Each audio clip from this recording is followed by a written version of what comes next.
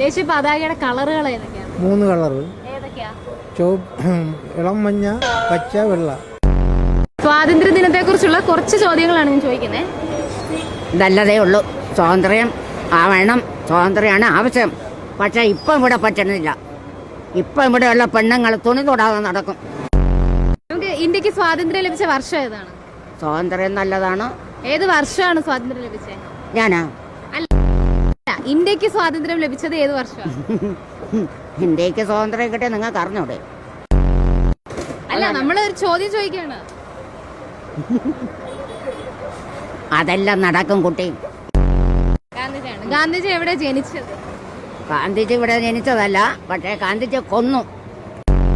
സത്യം. ഗാന്ധിജി ഇന്ത്യയിലാണോ ജനിച്ചത്? ആ, ഇന്ത്യയിൽ എവിടെയാണ് ജനിച്ചത്?